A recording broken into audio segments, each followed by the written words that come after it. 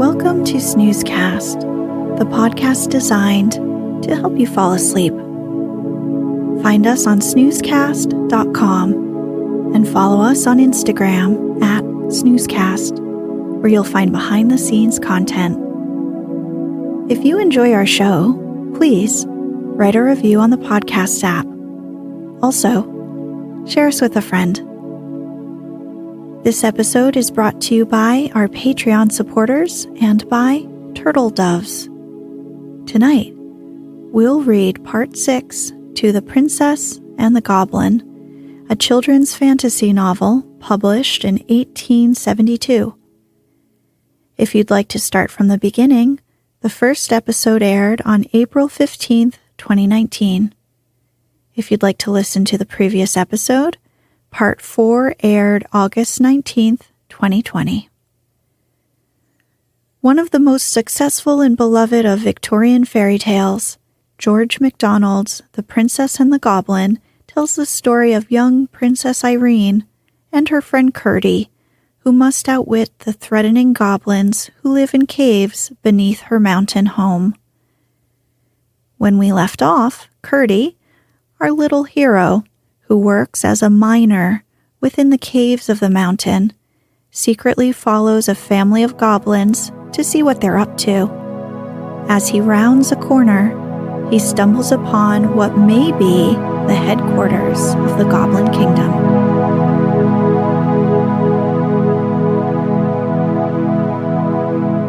Let's get cozy. Close your eyes.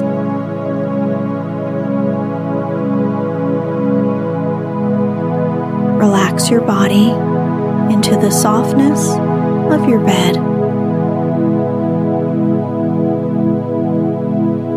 Now, take a few deep breaths.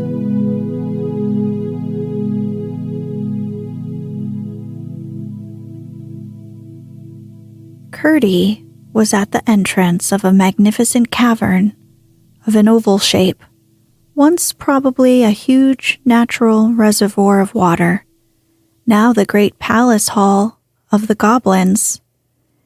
At the other end of the hall, high above the heads of the multitude, was a terrace-like ledge of considerable height, caused by the receding of the upper part of the cavern wall.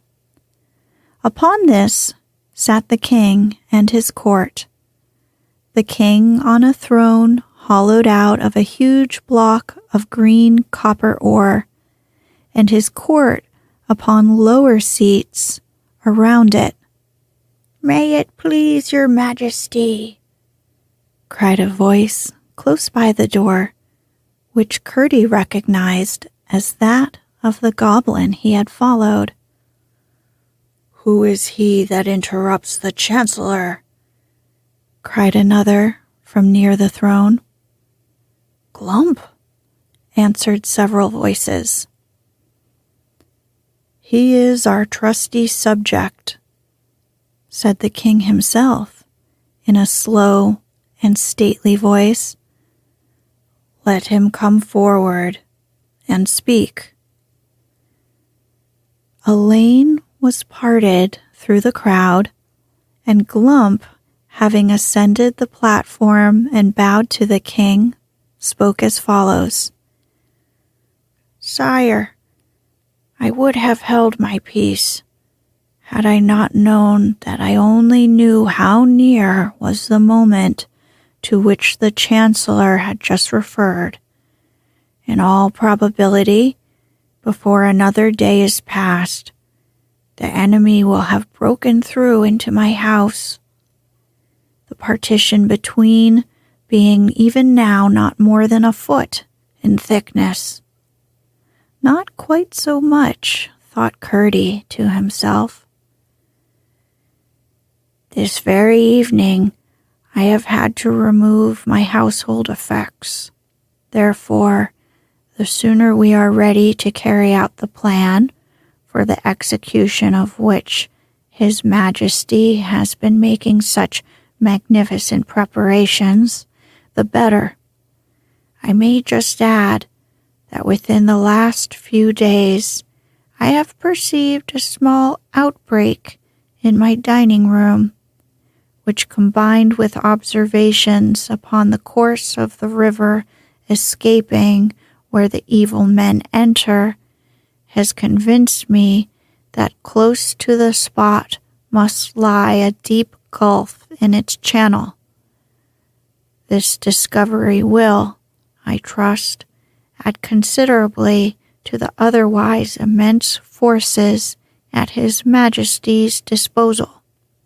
He ceased, and the king graciously acknowledged his presence with a bend of his head, whereupon Glump, after a bow to His Majesty, slid down amongst the rest of the undistinguished multitude. Then the Chancellor rose and resumed. "The information which the worthy Glump has given us," he said, "might have been of considerable import at the present moment, but for that other design already referred to, which naturally takes precedence. His Majesty, unwilling to proceed to extremities, and well aware that such measures sooner or later result in violent reactions, has excogitated a more fundamental and comprehensive measure, of which I need say no more. Should His Majesty be successful, as who dares to doubt, then a peace, all to the advantage of the Goblin Kingdom, will be established for a generation at least, rendered absolutely secure by the pledge which His Royal Highness the Prince will have and hold for the good behavior of his relatives. Should His Majesty fail, which who shall dare even to imagine in his most secret thoughts, then will be the time for carrying out with rigor the design to which Glump referred, and for which our preparations are even now all but completed. The failure of the former will render the latter imperative." Curdie, perceiving that the assembly was drawing to a close, and that there was little chance of either plan being more fully discovered, now thought it prudent to make his escape before the goblins began to disperse, and slipped quietly away. There was not much danger of meeting any goblins, for all the men at least were left behind him in the palace. But there was considerable danger of his taking a wrong turning, for he had now no light, and had therefore to depend upon his memory and his hands. After he had left behind him the glow that issued from the door of Glump's new abode, he was utterly without guide, so far as his eyes were concerned. He was most anxious to get back through the hole before the goblins should return to fetch the remains of their furniture. It was not that he was in the least afraid of them, but as it was of the utmost importance that he should thoroughly discover what the plans they were cherishing were, he must not occasion the slightest suspicion that they were watched by the miner. He hurried on, feeling his way along the walls of rock. Had he not been very courageous, He must have been very anxious, for he could not but know that if he lost his way, it would be the most difficult thing in the world to find it again.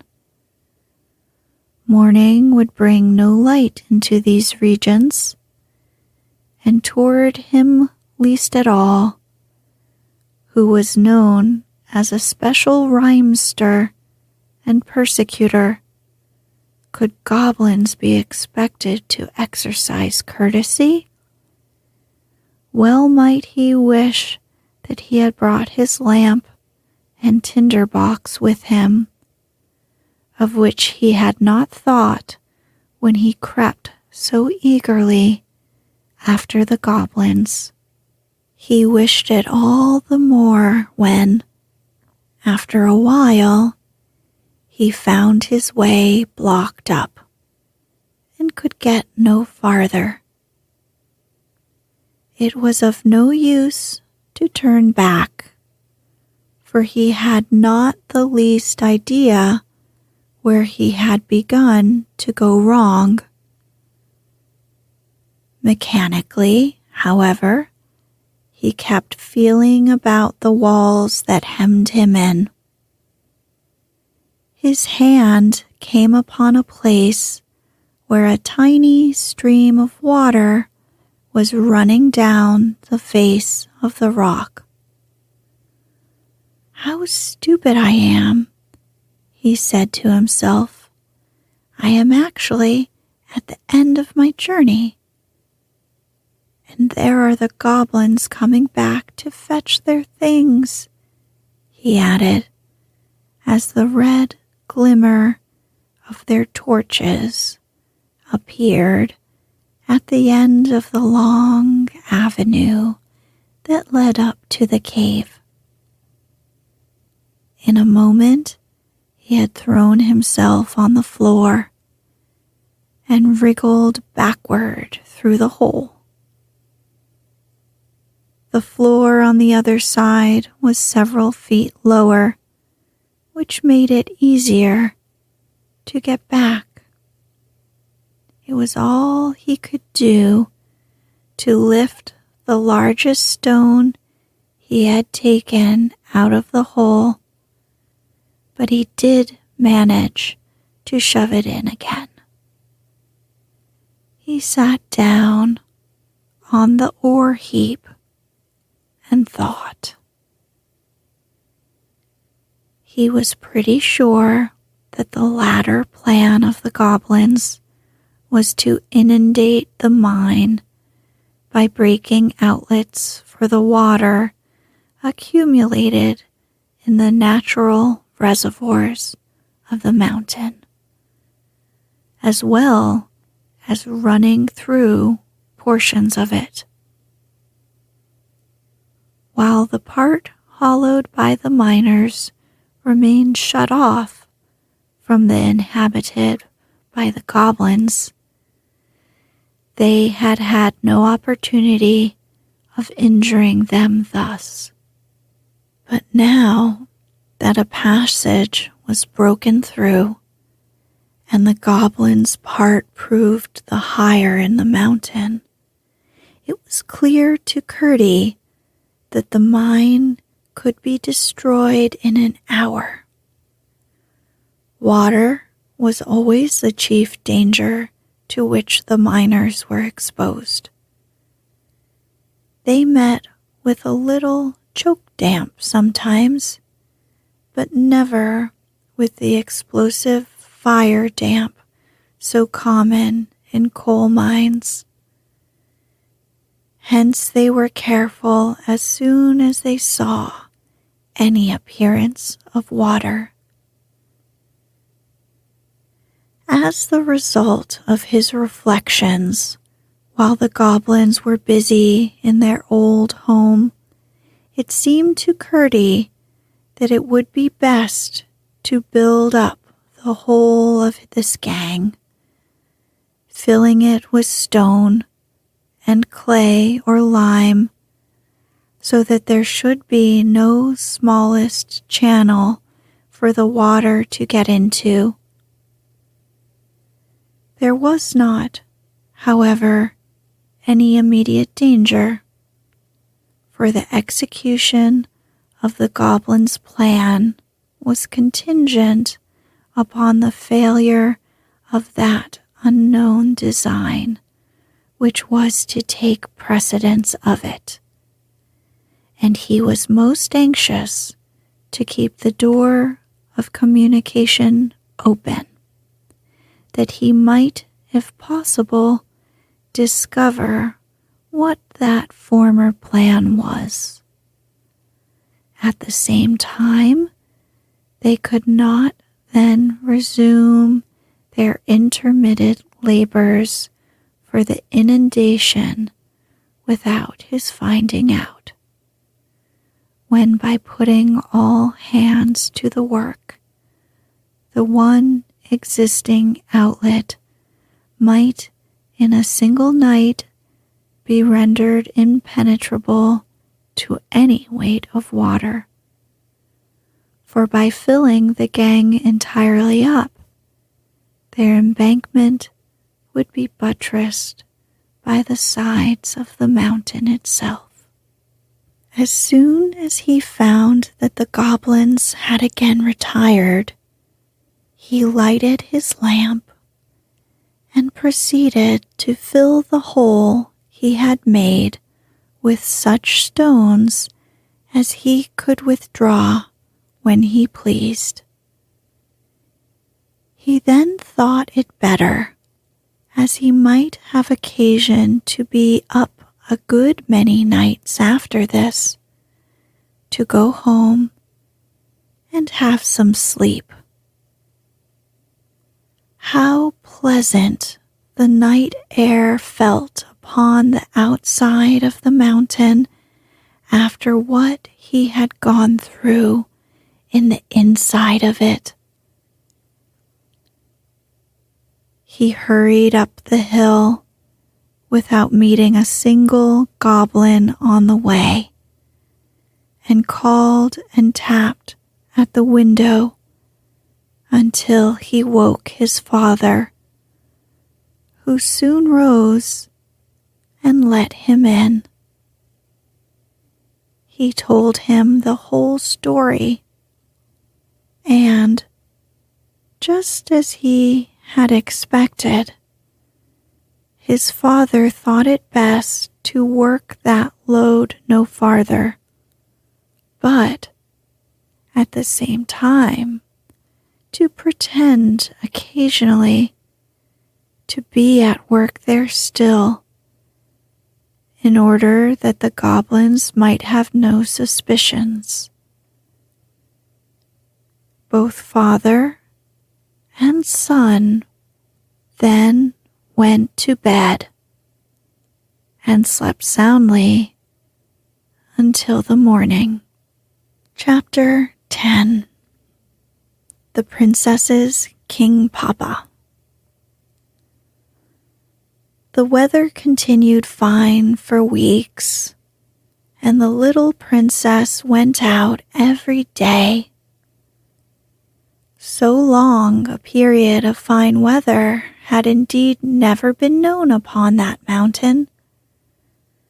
The only uncomfortable thing was that her nurse was so nervous and particular about being in before the sun was down that often she would take to her heels when nothing worse than a fleecy cloud crossing the sun threw a shadow on the hillside, and many an evening they were home a full hour before the sunlight had left the weathercock on the stables. If it had not been for such good behavior, Irene would by this time have almost forgotten the goblins.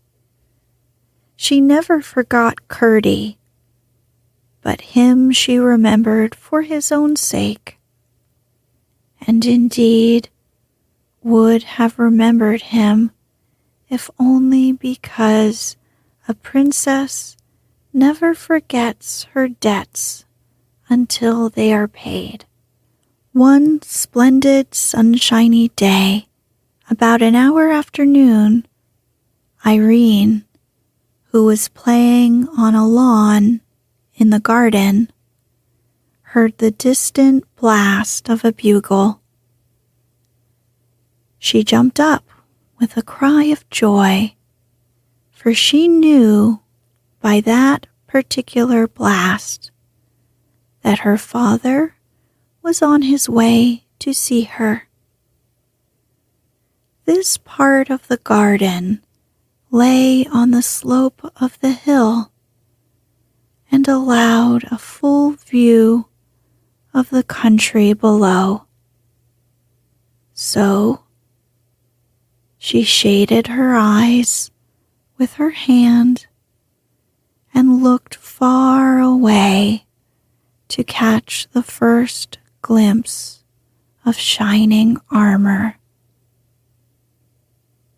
In a few moments, a little troop came glittering round the shoulder of a hill. Spears and helmets were sparkling and gleaming. Banners were flying. Horses prancing. And again came the bugle blast, which was to her like the voice of her father calling across the distance, "Irene, I'm coming." On and on they came, until she could clearly distinguish the king. He rode a white horse and was taller than any of the men with him. He wore a narrow circle of gold set with jewels around his helmet, and he came still nearer. Irene could discern the flashing of the stones in the sun. It was a long time since he had been to see her, and her little heart beat faster and faster as the shining troop approached, for she loved her King Papa very dearly and was nowhere so happy as in his arms. When they reached a certain point, after which she could see them no more from the garden, she ran to the gate, and there stood up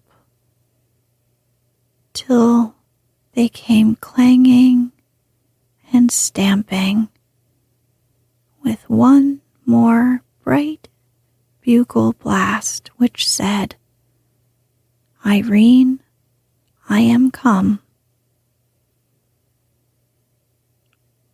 By this time, the people of the house were all gathered at the gate, but Irene stood alone in front of them. When the horsemen pulled up, she ran to the side of the white horse and held up her arms. The king stooped and took her hands. In an instant, she was on the saddle and clasped in his great, strong arms. I wish I could describe the king so that you could see him in your mind. He had gentle blue eyes, but a nose that made him look like an eagle. A long dark beard, streaked with silvery lines, flowed from his mouth almost to his waist, and as Irene sat on the saddle and hid her glad face upon his bosom, it mingled with the golden hair which her mother had given her, and the two together were like a cloud with streaks of the sun woven through it. After he had held her to his heart for a minute, he spoke to his white horse, and the great, beautiful creature which had been prancing so proudly a little while before walked as gently as a lady, for he knew he had a little lady on his back, through the gate and up to the door of the house. Then the king set her on the ground and, dismounting, took her hand and walked with her into the great hall, which was hardly ever entered except when he came to see his little princess. There he sat down with two of his counselors who had accompanied him to have some refreshment, and Irene bestowed herself on his right hand and drank her milk out of a wooden bowl curiously carved. After the king had eaten and drunk, he turned to the princess and said, stroking her hair, "Now, my child, what shall we do next?" This was the question he almost always put to her first after their meal together, and Irene had been waiting for it with some impatience, for now, she thought, she should be able to settle a question which constantly perplexed her.